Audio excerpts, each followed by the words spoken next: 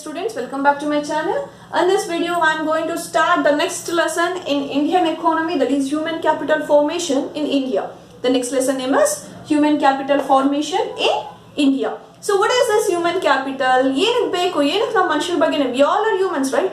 What's the important studying about a human being? Study so in the world, human beings have the greater capacity to store and transmit the knowledge from one person to another person, right? ಹೌದಲ್ವಾ? So ಈ ಪ್ರಪಂಚದಲ್ಲಿರೋ ಎಲ್ಲದಕ್ಕಿಂತ human beings different. ಅವನಿಗೆ ಒಂದು great capacity ಇದೆ. ಏನ capacity? ಅವನಿಗೆ knowledge ಏನಿದೆ ಅದನ್ನ ಸ್ಟೋರ್ ಮಾಡ್ಕೋಬಹುದು ಅಂಡ್ ಅವನ ಹತ್ರ ಇರುವಂತ ನಾಲೆಡ್ಜ್ ನ he can transmit, he can spread from person to a person. ಹೆಂಗ್ ಸ್ಪ್ರೆಡ್ ಮಾಡ್ತಾ ಹೋಗ್ತಾನೆ? He can spread the knowledge through lectures ಆಗಿರ್ಬೋದು, ಥ್ರೂ ಸಾಂಗ್ಸ್ ಆಗಿರ್ಬೋದು, ಥ್ರೂ ಡಿಬೇಟ್ಸ್ ಆಗಿರ್ಬೋದು, ಈ ತರ ಎಲ್ಲ ಸ್ಪ್ರೆಡ್ ಮಾಡ್ತಾ ಹೋಗ್ತಿರ್ತಾರೆ. ಹೌದಲ್ವಾ? As time passed, so we require some education, so better skills ಬೇಕು to explain the concept. ಹೌದಾ? ನಮಗಿರುವಂತ ನಾಲೆಡ್ಜ್ ನಾವು ಹೆಂಗೋ ಹೇಳ್ತಾ ಹೋದ್ರೆ ಅದನ್ನ ತುಂಬಾ ಡಿಫಿಕಲ್ಟ್ ಆಗುತ್ತೆ. ಹೌದಲ್ವಾ? ಫಾರ್ ಎಕ್ಸಾಂಪಲ್ ನೋಡಿ, ಈಗ ಎಲ್ಲೋ ಕಣಿ ಹೇಳೋರು ಅಥವಾ ಶಾಸ್ತ್ರ ಹೇಳೋರು ನೀವು ನೋಡ್ತಿರ್ಬೋದು ಟಿವಿ ಅಥವಾ ಸೀರಿಯಲ್ಸ್ ಅಲ್ಲಿ ಹೇಳ್ತಾ ಹೋಗ್ತಿರ್ತಾರೆ, ಏನೋ ಒಗ್ಗಟೊಗ್ಗಟಾಗಿ ಮಾತಾಡ್ತಾ ಹೋಗ್ತಾ ಇರ್ತಾರೆ.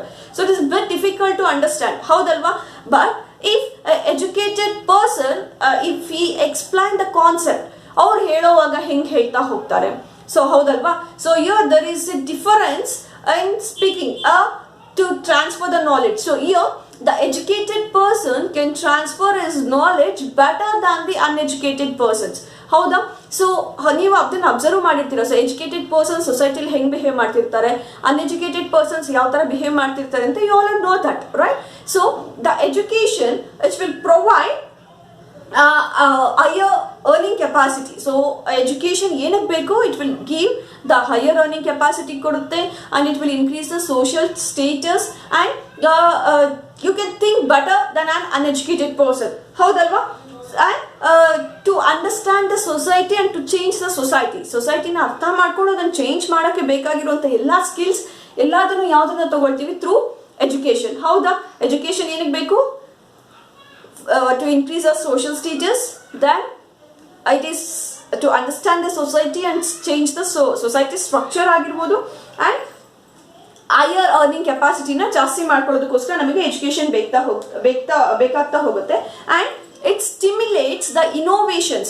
ಸೊ ಹೊಸದನ್ನ ಹುಡ್ಕೋದಕ್ಕೆ ಸಾಧ್ಯ ಆಗುತ್ತೆ with the help of the education. So with the help of education we can innovate the new things and we can accelerate the economic growth. ಒಂದು ಕಂಟ್ರಿದು ಗ್ರೋತ್ ನಾವು ಡೆವಲಪ್ ಮಾಡ್ತಾ ಹೋಗ್ಬೋದು. ಹೌದಾ? ಸೊ ಎಜುಕೇಟೆಡ್ ಪರ್ಸನ್ ಒಂದೇನೋ ಸಿಕ್ಬಿಟ್ಟಿದೆ ಅಂದಿದ ತಕ್ಷಣ ಅಲ್ಲಿಗೆ ಸ್ಟಾಪ್ ಆಗಲ್ಲ. So you will show eagerness to achieve more and more. ಹೌದಾ? ಸೊ ಆ ಒಂದು ಈಗರ್ನೆಸ್ ಇರೋದ್ರಿಂದ it will leads to new innovation. ಇದೆಲ್ಲ ಏನಕ್ಕೆ ಹೇಳ್ತಾ ಇದ್ದೀನಿ? It's all on introduction for this human capital. Okay, human ಕ್ಯಾಪಿಟಲ್ಗೆ ಒಂದು ಇಂಟ್ರಡಕ್ಷನ್ ನಾನು ಹೇಳ್ತಾ ಹೋಗ್ತಿದ್ದೀನಿ. Now I will come to the next main topic, that is human capital. So ಏನಿದು ಹ್ಯೂಮನ್ ಕ್ಯಾಪಿಟಲ್ ಅಂದ್ರೆ ಕೇಳಿಸ್ಕೊಂಡಿದ್ದೀರಾ? ಮನುಷ್ಯನ ಬಂಡವಾಳ ಅಂತ ಹೇಳಬಹುದಾ? ಕ್ಯಾಪಿಟಲ್ ಅಂದ್ರೆ ನಿಮ್ಗೆ ಗೊತ್ತಿದೆ, ಕನ್ನಡ ಟರ್ಮಲ್ಲಿ ಬಂಡವಾಳ ಅಂತ ಹೇಳ್ತೀವಿ. ಹ್ಯೂಮನ್ ಅಂದ್ರೆ ಮನುಷ್ಯ. ಸೊ ಅಂದ್ರೆ ಮನುಷ್ಯ ಬಂಡವಾಳನ ಹೆಂಗ್ ಹೇಳ್ಬೋದು ಅದನ್ನ? So how we can define that?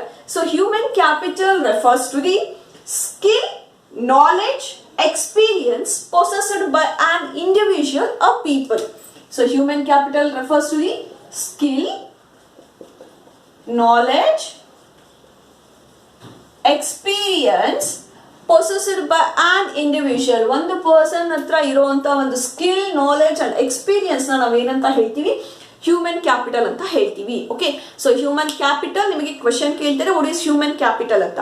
So human capital refers to the skill, knowledge, experience possessed by an individual. ಒಂದು ಪರ್ಸನ್ ಹತ್ರ ಇರುವಂತ ಸ್ಕಿಲ್, ನಾಲೆಡ್ಜ್, ಎಕ್ಸ್ಪೀರಿಯನ್ಸ್ ನಾವೇನಂತ ಹೇಳ್ತೀವಿ?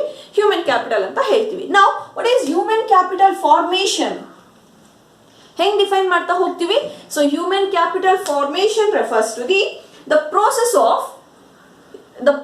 of acquiring and increasing the number of persons, that those who have skill, knowledge and experience which are essential for the economic growth of a country. Okay, so how we can define that a human capital formation, which refers to it's a process of acquiring and increasing the number of persons who have skill, knowledge, education which are essential for the economic development of a country. ಒಂದು ಕಂಟ್ರಿಯ economic ಡೆವಲಪ್ಮೆಂಟ್ಗೆ ಬೇಕಾಗಿರುವಂಥ skill, education, experience ಇದನ್ನೆಲ್ಲ ಒಂದು acquire ಮಾಡ್ಕೊಳ್ಳೋವಂಥದ್ದು ಮತ್ತೆ increase ಮಾಡೋವಂಥ ಒಂದು ಪ್ರೋಸೆಸ್ನ formation ಅಂತ ಹೇಳ್ತೀವಿ. Clear ಆಗ್ತಿದ್ಯಾ? ಸೊ ಹ್ಯೂಮನ್ ಕ್ಯಾಪಿಟಲ್ ಫಾರ್ಮೇಷನ್ ನೆನ್ಪಿಟ್ಕೊಳ್ಳಿ. What is human capital formation ಅಂತ 2 ಮಾರ್ಕ್ಸ್ ಕೇಳ್ತಾರೆ. ಸೊ ಏನ್ ಡಿಫೈನ್ ಮಾಡ್ತೀರಾ? So human capital formation refers to the it's a process of ಯಾವ್ದ್ರ ಒಂದು process acquiring and increasing. First ನಾನು ಕಲ್ಕೋಬೇಕು, ನಾನು ಅಕ್ವೈರ್ ಮಾಡ್ಕೋಬೇಕು, ನಾನು ಅದಕ್ಕೆ ಕಲ್ತಿದ್ದನ್ನ ಏನ್ ಮಾಡಬೇಕು, ನನ್ನೊಳಗಡೆ ಹಿಡನ್ ಮಾಡ್ಕೊಳ್ಳೋದಲ್ಲ. I have to increase with you people. So ನಿಮ್ಮ ಜೊತೆಗೆ ನಾನು ಇಂಟರಾಕ್ಟ್ ಮಾಡಿದಾಗ ಅದು ಇನ್ಕ್ರೀಸ್ ಆಗ್ತಾ ಹೋಗುತ್ತೆ, ಹೌದಲ್ವಾ? ಸೊ ಯಾವ್ದು ಜಾಸ್ತಿ ಆಗಬೇಕು? Skill, the skill of A person. ಹೌದಾ? ನಾನು ಪ್ರತಿದಿನ ಎಕನಾಮಿಕ್ಸ್ ಟೀಚ್ ಮಾಡ್ತಾ ಹೋಗ್ತಿದ್ರೆ ನನ್ನ ಸ್ಕಿಲ್ ವಿಲ್ ಬಿ ಇನ್ಕ್ರೀಸ್. ಹೌದಾ? ನೀವು ನೋಡಿ, ಪ್ರತಿದಿನ ಏನೋ ಒಂದು ಕೆಲಸ ಮಾಡ್ತಾ ಹೋಗ್ತಿದ್ದಾಗ ಫಸ್ಟ್ ದಿನ ಸ್ವಲ್ಪ ಪ್ರಾಬ್ಲಮ್ ಅನ್ಸುತ್ತೆ, then next day it will be better than last day. ಹೌದಾ? ಸೊ ನೀನು ಫಸ್ಟ್ ಸೈಕಲ್ ತುಳಿಯೋವಾಗ ನೋಡ್ಕೊಳ್ಳಿ, ಫಸ್ಟ್ ಪೆಡ್ಲಿಂಗ್ ಫಸ್ಟ್ ಡೇ ಎಷ್ಟು ಕಷ್ಟ ಅನ್ಸುತ್ತೆ, second day it's better than yesterday. ಹೌದಾ?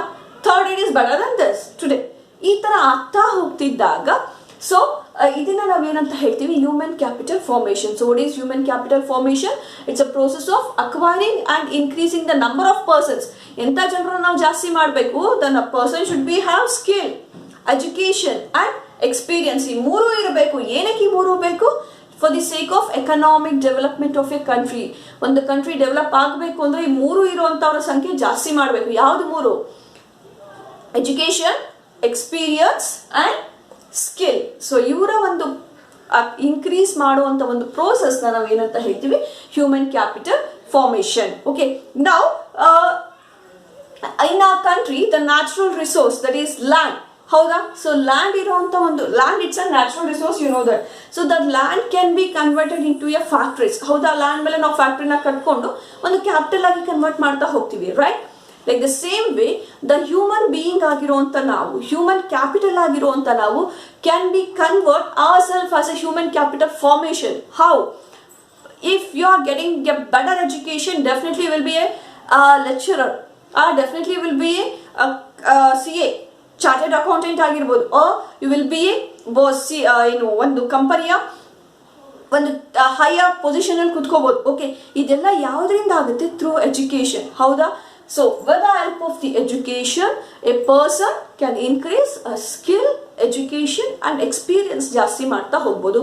ಸೊ ಹ್ಯೂಮನ್ ಬೀಯಿಂಗ್ ಆಗಿರುವಂಥ ಹ್ಯೂಮನ್ ರಿಸೋರ್ಸ್ ಆಗಿರುವಂಥ ನಾವು can be convert our self to a human capital. Okay, ನಾನು ಮುಂಚೆ ನಿಮ್ಮ ಥರ ಎಜುಕೇಶನ್ ಓದೋವಾಗ I was a human being, human resource ಆಗಿದ್ದೆ. ನಾವು I am a human capital. ಹೌದಾ? ಹೆಂಗೆ ಕ್ಯಾಪಿಟಲ್? ಬಿಕಾಸ್ ನಾನು ಕಲ್ತ್ಕೊಂಡಿದ್ದೀನಿ, ನಾನು ಕಲ್ತಿರೋದನ್ನ ನಿಮ್ಮಂಥ ಸ್ಟೂಡೆಂಟ್ಸ್ನ ಜನರೇಟ್ ಮಾಡ್ತಾ ಹೋಗ್ತಾ ಇದ್ವಿ. ಹೌದಲ್ಲ? I am transferring my knowledge to ನಿಮಗೆ ಟ್ರಾನ್ಸ್ಫರ್ ಮಾಡ್ತಾ ಹೋಗ್ತಾ ಇದ್ದೀನಿ. ನೀವು ಒಂದು ಸೊಸೈಟಿಲಿ ಒಂದು ನೇಮ್ ತಗೊಳ್ಳಿ ಅನ್ನೋ ಒಂದು ಇಂಟೆನ್ಷನ್ ಇಂದ. ಹೌದಾ? ಸೊ ಈ ಒಂದು ಪ್ರೋಸೆಸ್ನ ನಾವು ಏನಂತ ಹೇಳ್ತೀವಿ? Human capital formation. ಕ್ಲಿಯರ್ ಆಗ್ತಿದೆಯಾ? ಸೊ ಹ್ಯೂಮನ್ ಬೀಯಿಂಗ್ಸ್ ಆಗಿರೋ ಅಥವಾ ಹ್ಯೂಮನ್ ರಿಸೋರ್ಸ್ ಆಗಿರುವಂತ ನಾವು ಏನಾಗಬೇಕು? We have to be a human capital ಆಗಿ ಕನ್ವರ್ಟ್ ಆದಾಗ definitely a country will be a developed country ಆಗ್ತಾ ಹೋಗುತ್ತೆ. ಓಕೆ, ನಿಮಗೆ ಗೊತ್ತಿದೆ ಅಲ್ವಾ ಹ್ಯೂಮನ್ ಕ್ಯಾಪಿಟಲ್ಗೂ ಅಂಡ್ ಹ್ಯೂಮನ್ ರಿಸೋರ್ಸ್ಗೂ ಡಿಫ್ರೆನ್ಸ್. ಒಂದು ಚಿಕ್ಕ ಮಗು ಈಸ್ ಆನ್ ಹ್ಯೂಮನ್ ರಿಸೋರ್ಸ್. ಅವನು ಬೆಳೆದು ದೊಡ್ಡವನಾದಾಗ ಒಂದು ಡಾಕ್ಟರೋ, ಇಂಜಿನಿಯರೋ, ಲೆಕ್ಚರರೋ, ಟೀಚರೋ ಏನೋ ಆಗ್ತಾರಲ್ವಾ, that is termed as human capital. How that now you are a human resource. So when you will complete your education, then you will start to work, then you will be termed as human capital anta ಹೇಳ್ತಾ ಹೋಗ್ತೀವಿ. So what are the sources of this human capital formation? ಏನೇನು sources ಇದೆ human capital ನ? So human resource ನ human capital ಆಗಿ convert ಮಾಡಬೇಕು ಅಂದಾಗ ಏನೇನೆಲ್ಲ ಸ್ಟೆಪ್ಸ್ ನ ತಗೋಬೇಕು ನಾವು? So the sources of the next concept, this concept is very important. Sources of human capital formation. The main important factors, that is education, that is investment in education,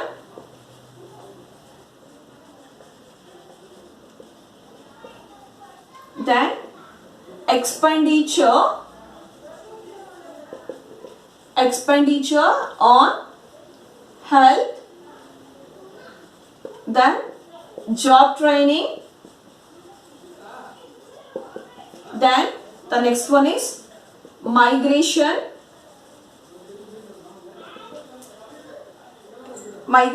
then expenditure on information,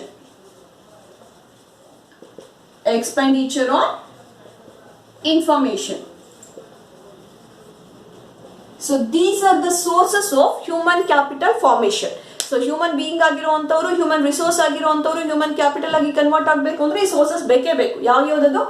investment on education, expenditure on health, job training, migration and expenditure on information. Now I will start the first one, that is investment on education. So ಏನಕ್ಕೋಸ್ಕರ education ಮೇಲೆ invest ಮಾಡ್ತಾ ಹೋಗ್ತೀವಿ?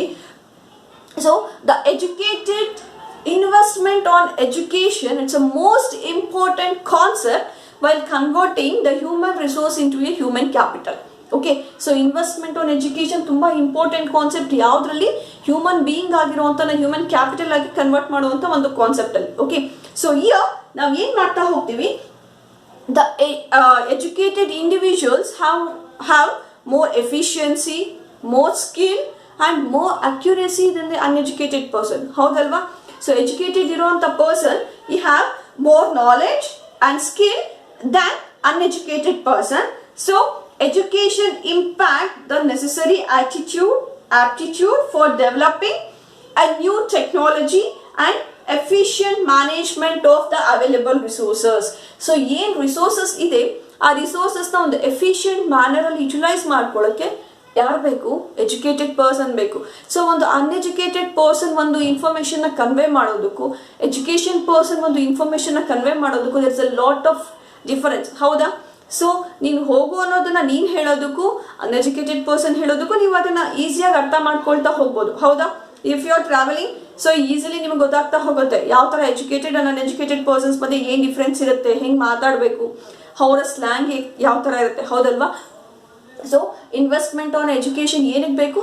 So in the society the educated person have more skill and ability than the uneducated person. So when the person have skill, ಅವನಿಗೆ skill ಇದೆ ಅಂದಾಗ ಅವನ ಹತ್ರ ಇರುವಂತ resources ನ ಯಾವ ತರ ಯುಟಿಲೈಸ್ ಮಾಡ್ತಾ ಹೋಗ್ಬೇಕು. ಓಕೆ, ಸೊ ಯಾವ ತರ ಆ ಒಂದು ರಿಸೋರ್ಸಸ್ ನ ಯುಟಿಲೈಸ್ ಮಾಡ್ತಾ ಹೋಗ್ಬೇಕು ಅನ್ನೋದನ್ನ ಬೆಟರ್ ಆಗಿ ನೋಡ್ತಾ ಹೋಗ್ಬೋದು than the uneducated person. So this is the first source of human capital formation. Now the next one is health expenditure. So health expenditure ಏನಕ್ಕೆ ಮಾಡಬೇಕು? ಹೆಲ್ತ್ ಎಕ್ಸ್ಪೆಂಡಿಚರ್ ನಿಮಗೆಲ್ಲರಿಗೂ ನಿಮ್ಮ parents they are doing health expenditure, right? ನಿಮ್ಮ health ಮೇಲೆ ಅವ್ರು expenditure ಮಾಡ್ತಾ ಹೋಗ್ತಾ ಇದ್ದಾರೆ. So because A healthy person can work much better than the unhealthy person. ಹೌದಾ? ಸೊ ಇಲ್ ಹೆಲ್ತ್ ಪರ್ಸನ್, ಸೊ ಆರೋಗ್ಯವಂತ ವ್ಯಕ್ತಿ ಜಾಸ್ತಿ ಕೆಲಸ ಮಾಡ್ತಾನೆ ಯಾರಿಗಿಂತ ill healthy person. See just you can evaluate yourself when you have any ache, I mean stomach ಏಕೋ head ಏಕೋ ಇದ್ದಾಗ how you will behave. So ನಾನು ಏನೋ ತುಂಬಾ ಇಂಟ್ರೆಸ್ಟಿಂಗ್ ಆಗಿ ಮಾಡ್ತಾ ಇರ್ತೀನಿ, then are you able to understand that concept? No, because you are suffering with that pain. ಹೌದಾ? ಸೊ ನಿಮಗೆ ಪೈನ್ ಇಲ್ಲ ಅಂದಾಗ ಈಸಿಯಾಗಿ ನೀವು ಆ ಕಾನ್ಸೆಪ್ಟ್ ಕ್ಲಿಯರ್ ಮಾಡ್ಕೊಳ್ತಾ ಹೋಗ್ಬೋದು. So an healthy person will work better than the unhealthy person, ill health person ಆಗಿರೋದ್ರಿಂದ. So expenditure on health it's very important concept. So ಏನಕ್ಕೆ ಬೇಕು ಈ ಎಕ್ಸ್ಪೆಂಡಿಚರ್ ಅಂದಾಗ ನಿಮಗೆ ನೆನಪಿರಲಿ. ಸೊ ಇವಾಗ ಎಷ್ಟೊಂದು ಡಿಸೀಸ್ ಬಂದ್ಬಿಡಿದೆ. ಫಾರ್ ಎಕ್ಸಾಂಪಲ್ ಈ ಕೊರೋನಾ ನೋಡಿ, ಇದಕ್ಕೆ ಮುಂಚೆನೇ ನಮ್ಗೆ ಈ ಥರ ಡಿಸೀಸ್ ಬರುತ್ತೆ, ಇದಕ್ಕೊಂದು ವ್ಯಾಕ್ಸಿನ್ ಬೇಕು ಕಂಡಿಡ್ಕೊಂಡ್ಬಿಟ್ಟಿದ್ರೆ ಈ 1 year ವೇಸ್ಟ್ ಆಗ್ತಿರ್ಲಿಲ್ಲ. ಹೌದಲ್ವಾ? There is a huge loss, economic slow down ಆಯಿತು ಬಿಕಾಸ್ ಆಫ್ ಎಲ್ಲರಿಗೂ ಹೆಲ್ತ್ ಭಯ, ಹೊರಗಡೆ ಹೋದ್ರೆ ಎಲ್ಲಿ ಬರುತ್ತೋ ಕೊರೋನಾ ಅಂತ. ಹೌದಲ್ವಾ? ಸೊ ಈ ಇದರಲ್ಲಿ ನಾವು ಎಕ್ಸ್ಪೆಂಡಿಚರ್ ಹೆಂಗ್ ಮಾಡ್ತಾ ಹೋಗ್ತೀವಿ easily. First one curative medicines ಅಂತ ಬರುತ್ತೆ. ಅಂದ್ರೆ ಕ್ಯೂರೇಟಿವ್ ಮೆಡಿಸಿನ್ ಅಂತಾಗ ಸೊ ಕಾಯಿಲೆ ಬಂದ ಮೇಲೆ ಅದಕ್ಕೆ ಇಂಜೆಕ್ಟ್ ಮಾಡುವಂಥದ್ದು ಕ್ಯೂರೇಟಿವ್ ಮೆಡಿಸಿನ್. ಈಗ ಫಾರ್ ಎಕ್ಸಾಂಪಲ್ ಇವಾಗ ಏನೋ ನೆಕ್ಸ್ಟ್ ಜನವರಿಯಿಂದ ಇಂಜೆಕ್ಷನ್ಸ್ನ ವ್ಯಾಕ್ಸಿನ್ಸ್ನ ಕೊಡ್ತೀವಿ ಅಂತ ಹೇಳ್ತಿದ್ದೀವಲ್ಲ, ದಟ್ ಈಸ್ ಕ್ಯೂರೇಟಿವ್ ಮೆಡಿಸಿನ್. ಅಂದ್ರೆ ಆ ಡಿಸೀಸ್ ಬಂದ ಮೇಲೆ ಅದರ ಪ್ರೋಗ್ರೆಸ್ನ ನೋಡಿಕೊಂಡು ಅಥವಾ ಅದು ಯಾವ ಥರ ಫಂಕ್ಷನ್ ಮಾಡುತ್ತೆ ಅನ್ನೋದ್ರ ಮೇಲೆ ಒಂದು ಇನೋವೇಟ್ ಮಾಡೋದು. ಈ ಇನೋವೇಟ್ ಮಾಡೋಕ್ಕೆ ಯಾರು ಬೇಕು? ಎಜುಕೇಟೆಡ್ ಪರ್ಸನ್ಸ್ ಬೇಕು. ಹೌದಲ್ವಾ?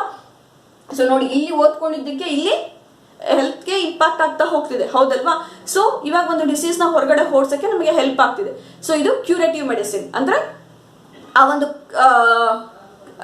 ಯಾವುದೋ ಒಂದು ಡಿಸೀಸ್ ಬಂದ ಮೇಲೆ ಅದನ್ನ ವಾಸಿ ಮಾಡ್ಕೊಳ್ಳೋಕೆ ತಗೊಳ್ಳುವಂಥ ಇಂಜೆಕ್ಷನ್ಸ್ನ ವ್ಯಾಕ್ಸಿನ್ಸ್ ನಾವು ಕ್ಯೂರೇಟಿವ್ ಮೆಡಿಸಿನ್ ಅಂತ ಹೇಳ್ತೀವಿ. ಸೆಕೆಂಡ್ ಒನ್ ಇರುವಂಥದ್ದು preventive medicines. Okay, preventive medicine ನಿಮಗೆ ಕಾಯಿಲೆ ಬರೋದಕ್ಕೆ ಮುಂಚೆನೇ ಇಂಜೆಕ್ಟ್ ಮಾಡಿಬಿಟ್ಟಿರ್ತಾರೆ. ನೆನಪಿದೆಯಾ? ನಿಮ್ಮ ಕೈ ಮೇಲೆ ಇಲ್ಲಿ ಲೆಫ್ಟ್ ಹ್ಯಾಂಡ್ ಮೇಲೆ ಒಂದು ಮಾರ್ಕ್ ಇರುತ್ತೆ, ಏನದು? ಕ್ಯೂರೇಟಿವ್ ಮೆಡಿಸಿನ್, BCG ಅಂತ ಹೇಳ್ತೀವಿ. ಹೌದಾ? ಆ ಇಂಜೆಕ್ಷನ್ ಕೊಟ್ಟಿರ್ತಾರೆ ನಿಮಗೆ, ಅಲ್ಲಿ ನಿಮಗೆ ಮಾರ್ಕ್ ಇರುತ್ತೆ. ಅಂದ್ರೆ ಆ ಡಿಸೀಸಸ್ ಬರ್ದೇ ಇರೋದಕ್ಕೆ ಮುಂಚೆನೆ ನಿಮಗೆ ಆ ಇಂಜೆಕ್ಷನ್ ಕೊಡುವಂಥದ್ದು. Then the next one is ನಿಮಗೆ ಇನ್ನೂ ಹೇಳಬೇಕು ಅಂತಂದ್ರೆ ಈ ಪೋಲಿಯೋ ಡ್ರಾಪ್ಸ್ ಹಾಕ್ಸ್ಕೊಂಡಿರೋದು ನೋಡಿದಿರಲ್ವಾ? 5 years ವರೆಗೂ ಇವಾಗ ನೀವು ನಿಮ್ಮ ತಮ್ಮನೋ ತಂಗಿನೋ ಯಾರನ್ನಾದ್ರೂ ಕರ್ಕೊಂಡು ಹೋಗ್ಬೋದು ಅಲ್ವಾ. ಸೊ 1-2 ಡ್ರಾಪ್ಸ್ ಹಾಕ್ತಾರೆ. ಏನಕ್ಕೆ? ನಿಮಗೆ ಪೋಲಿಯೋ ಬಂದಿದೆ ಅಂತಲ್ಲ, ಬರದೇ ಇರಲಿ ಅನ್ನೋ ಇಂಟೆನ್ಷನ್ ಇಂದ. ಇದೇನು ಪ್ರಿವೆಂಟಿವ್. ಡಿಸೀಸ್ ಬರ್ದಿರೋದಕ್ಕೆ ಮುಂಚೆ ಹಾಕುವಂಥದ್ದು ಪ್ರಿವೆಂಟಿವ್. ಇವಾಗ ನೆಕ್ಸ್ಟ್ ಜನರೇಷನ್ ಯಾರು ಬರುತ್ತೆ ಆಫ್ಟರ್ ಜನವರಿ ಆರ್ ಫೆಬ್ರವರಿ, ಅವ್ರಿಗೆಲ್ಲ ಮುಂಚೆನೆ ಕೊರೋನಾ ವ್ಯಾಕ್ಸಿನ್ ಹಾಕ್ಬಿಡ್ತಾರೆ. ಸೊ ಅವಾಗ ಅವರು they are safe from corona. So ನಮಗೆ ಇವಾಗ ಮುಂಚೆ ಯಾವುದು ಮಲೇರಿಯಾ ಈ ತರ ಡಿಸೀಸಸ್ ಬರ್ತಿತ್ತು, ಹೌದಾ? ಸೊ ಈಗ ನಮಗೆ ಬರಲ್ಲ. The reason we have taken that vaccine, that is preventive medicine. And the third one is social medicine. ಅಂದ್ರೆ you have to provide, we have to spread the social health ನ ಜಾಸ್ತಿ ಮಾಡ್ತಾ ಹೋಗ್ಬೇಕು. ಹೆಂಗೆ ಸೋಷಿಯಲ್ ಹೆಲ್ತ್ ನ ನಮ್ಮನೆ ಕಸ ತಗೊಂಡೋಗಿ ಬೀದಿಗೆ ಸುರಿಯೋದಲ್ಲ. ನಮ್ಮನೆ ಕ್ಲೀನ್ ಆಗಿದೆ ಅಫ್ಕೋರ್ಸ್, ಬಟ್ ಪಕ್ಕದ ಮನೆಯದು ಡರ್ಟಿ ಆಗಲಿ ಅನ್ನೋ ಒಂದು ಕಾನ್ಸೆಪ್ಟ್ ಅಲ್ಲ. ಸೊ ಡಿಸೀಸಸ್ ಬರ್ದೇ ಇರೋ ತರ ಪ್ರಿವೆಂಟಿವ್ ಮಾಡುವಂಥದ್ದು ಸೋಷಿಯಲ್ ಮೆಡಿಸಿನ್. ಸೊ ಈ 3 ಮೆಡಿಸಿನ್ಸ್ ಕ್ಲಿಯರ್ ಆಗಿದೆ ನಿಮಗೆ: curative medicine, preventive medicine and social medicine. Okay, so ಈಗ ಸ್ವಚ್ಛ ಭಾರತ್ ಆಗಿರ್ಬೋದು, ಇದೆಲ್ಲ ಏನು ಒಂದು ಸೋಷಿಯಲ್ ಮೆಡಿಸಿನ್ ಆಗಿ ಕೆಲಸ ಮಾಡ್ತಾ ಹೋಗುವಂತ ಕಾನ್ಸೆಪ್ಟ್. ಕ್ಲಿಯರ್ ಆಗಿದೆಯಾ? ಇದು expenditure on health. Now the next one is on the job training.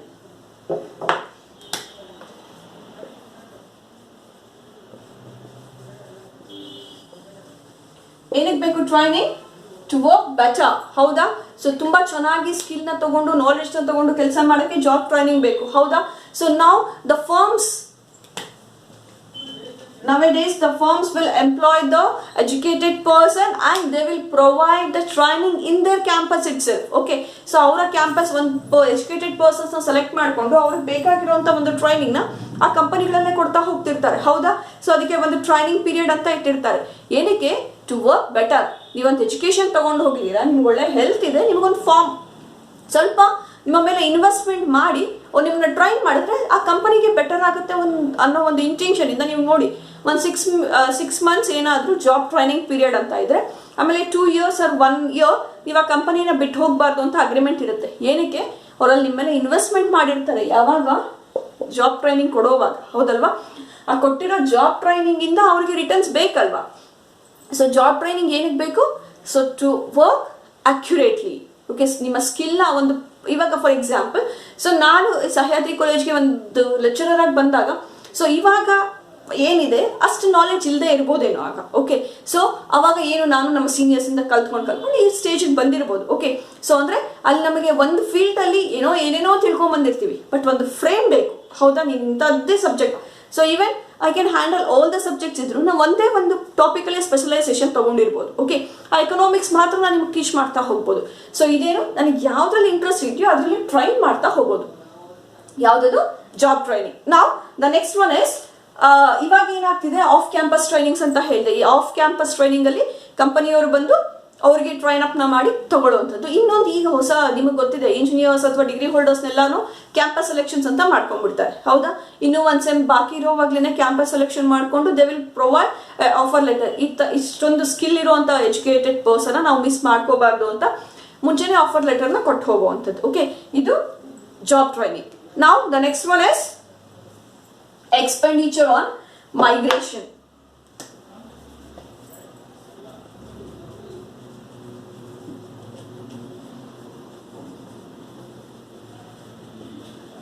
ಏನಿದು ಮೈಗ್ರೇಷನ್ ಅಂದ್ರೆ? Migration which means moving from one place to another place in search of job and enhance their salaries. So migration is a process moving from one place to another place. ಏನಕ್ಕೋಸ್ಕರ move ಆಗ್ತಿದ್ದಾರೆ? in search of job and enhance their salaries. ಅವರ job ಮತ್ತೆ salaries ನ enhance ಮಾಡ್ಕೊಳ್ಳೋದಕ್ಕೋಸ್ಕರ migrate ಆಗ್ತಾ ಹೋಗ್ತಿರ್ತಾರೆ. So nowadays the people expending more money on this migration, ಹೌದಾ? So ನಾವು ನೋಡಿ, ಸೊ ಎಲ್ಲೋ ಒಂದು ಹಳ್ಳಿಲಿ ಹುಟ್ಟಿ ಬೆಳೆದಿರ್ತೀವಿ, ಕೆಲಸಕ್ಕೋಸ್ಕರ ಆ ಹಳ್ಳಿನ ಬಿಟ್ಟು ಬರ್ತೀವಿ. ಏನದು? ಮೈಗ್ರೇಷನ್. ನಾವು ಅವಾಗ ಹಳ್ಳಿಯಿಂದ ಟೌನ್ಗೆ ಬರಬೇಕು ಅಂದ್ರೆ ಎಕ್ಸ್ಪೆಂಡಿಚರ್ ಮಾಡಿರ್ತೀವಲ್ವಾ, that is what we call expenditure on migration. ಏನಕ್ಕೆ ಮಾಡ್ತೀವಿ? To enhance our income. So ನಮ್ಮ ಇನ್ಕಮ್ ಜಾಸ್ತಿ ಆದಾಗ ಆಟೋಮೆಟಿಕಲಿ ನಮ್ಮ ಸ್ಟ್ಯಾಂಡರ್ಡ್ ಆಫ್ ಲಿವಿಂಗ್ ಜಾಸ್ತಿ ಆಗುತ್ತೆ. ವೆನ್ ಆ ಸ್ಟ್ಯಾಂಡರ್ಡ್ ಆಫ್ ಲಿವಿಂಗ್ ಇನ್ಕ್ರೀಸಸ್, ನಾವು ಡಿಮ್ಯಾಂಡ್ ಮಾಡುವಂಥ ಪ್ರಾಡಕ್ಟ್ಸ್ ಜಾಸ್ತಿ ಆಗುತ್ತೆ. When the demand will increases, production ಜಾಸ್ತಿ ಆಗುತ್ತೆ. ಪ್ರೊಡಕ್ಷನ್ ಜಾಸ್ತಿ ಆಗಬೇಕು ಅಂದಾಗ ಎಲ್ಲ ಫ್ಯಾಕ್ಟರ್ಸ್ ಆಫ್ ಪ್ರೊಡಕ್ಷನ್ಗೂ ಕೆಲಸ ಸಿಗುತ್ತೆ. ಸೊ ಆಟೋಮೆಟಿಕ್ ಆಗಿ ಕಂಟ್ರಿ ಡೆವಲಪ್ ಆಗ್ತಾ ಹೋಗುತ್ತೆ ಅನ್ನೋದು ಇದರ ಕಾನ್ಸೆಪ್ಟ್. ಓಕೆ, ಸೊ ಈಗ ಇಂಜಿನಿಯರ್ಸ್, ಡಾಕ್ಟರ್ಸ್, ಲೆಕ್ಚರರ್ಸ್, ಸೊ ಇವರೆಲ್ಲರೂ ಒಂದು ಕಂಟ್ರಿಯಿಂದ ಇನ್ನೊಂದು ಕಂಟ್ರಿಗೆ ಬೇರೆ ಕಡೆ ಎಲ್ಲ ಮೈಗ್ರೇಟ್ ಆಗ್ತಿರ್ತಾರೆ. ಏನಕ್ಕೋಸ್ಕರ? To enhance the salaries. ಇದು expenditure on migration. Now the next one is expenditure on information. Expenditure on information. So people will spend the valuable money to get the information regarding ಎಲ್ಲಿ job vacancy ಇದೆ, where is the best education centre. ಈಗ human resource ಆಗಿರೋ, ನೀವು human ರಿಸೋರ್ಸಿಂದ human capital ಆಗಿ convert ಮಾಡೋ ಒಂದು ಸ್ಟೇಜಲ್ಲಿ ಇದ್ದೀರಾ. ಸೊ ಈ ಸ್ಟೇಜಲ್ಲಿ ನಿಮಗೆ ಯಾವ ಕಾಲೇಜ್ನ ಆಪ್ಟ್ ಮಾಡ್ಕೊಂಡ್ರೆ ಬೆಟರ್, ಇದಕ್ಕೆಲ್ಲ ಏನು ಮಾಡಿರ್ತೀರಾ, ವಿಲ್ ಪರ್ಚೇಸ್ ನ್ಯೂಸ್ ಪೇಪರ್, ಹೌದಾ? ಅದಕ್ಕೆ ನಿಮ್ಮ ಮನಿನ ಎಕ್ಸ್ಪೆಂಡಿಚರ್ ಮಾಡಿರ್ತೀರಾ. ಸೊ ಏನಿಗೆ, to get the information regarding ಯಾವ ಕಾಲೇಜ್, ವಿಚ್ ಕಾಲೇಜ್, ಹೌದಾ, what's the last year percentage, ಇದೆಲ್ಲದನ್ನು ನೀವು ಅಬ್ಸರ್ವ್ ಮಾಡ್ತೀರಾ. ಎಲ್ಲಿ ನಾನು ಒಳ್ಳೆ ಎಜುಕೇಷನ್ ತೊಗೋಬೋದು, ಇದೆಲ್ಲದನ್ನು ನೀವು ನಿಮ್ಮ ದುಡ್ಡನ್ನ ಸ್ಪೆಂಡ್ ಮಾಡಿದಾಗ ಅಟ್ಲೀಸ್ಟ್ ಮೊಬೈಲ್ಗೆ ಡೇಟಾ ಆದರೂ ಹಾಕ್ಸಕ್ಕೆ ಬೇಕಾಗತ್ತಲ್ವಾ. ಸೊ ಆ ಡೇಟಾನ ಫ್ರೀಯಾಗಿ ಯಾರೂ ಹಾಕಲ್ಲ, ಹೌದಲ್ವಾ? ಸೊ ಅವಾಗ ನೀವು ಏನು ಬ್ರೌಸ್ ಮಾಡ್ತೀರಾ, ಯಾವ ಕಾಲೇಜ್ ಚೆನ್ನಾಗಿದೆ, ಲಾಸ್ಟ್ ಇಯರ್ ಪರ್ಸೆಂಟೇಜ್ ಎಷ್ಟಿತ್ತು, ಆ್ಯಂಡ್ ಯಾವ ಕಂಪನಿಗೆ ಯಾವ ಕಂಪನಿಗಳಲ್ಲಿ ಜಾಬ್ ವೇಕೆನ್ಸಿ ಇದೆ, ದೆನ್ ನನ್ನ ಹೈಯರ್ ಎಜುಕೇಷನ್, ಈಗ ನಾನು ಕಾಮರ್ಸ್ ಸ್ಟೂಡೆಂಟ್ ಆಗಿದ್ದೀನಿ, ನೆಕ್ಸ್ಟ್ ಯಾವ್ಯಾವ ಫೀಲ್ಡ್ನ ನಾನು ಆಪ್ಟ್ ಮಾಡ್ಕೋಬೋದು, ಯಾವ ಫೀಲ್ಡ್ಗೆ ತುಂಬ ಸ್ಕೋಪ್ ಇದೆ, ಇದೆಲ್ಲದ್ರ ಮೇಲೂ ಎಕ್ಸ್ಪೆಂಡಿಚರ್ ಮಾಡ್ತಾ ಹೋಗ್ಬೋದು. ಸೊ ಇದೆಲ್ಲಾನು ಏನಂತ ಹೇಳ್ತೀವಿ, the sources of human capital formation. So ಇದೆಲ್ಲದನ್ನು ನಿಮಗೆ 6 ಮಾರ್ಕ್ಸ್ಗೆ ಕೇಳ್ತಾರೆ. ಅಂದರೆ explain about the sources of human capital formation. Okay, so ಇಲ್ಲಿಗೆ ನಿಲ್ಲಿಸಿರ್ತೀನಿ. Thank you, keep watching.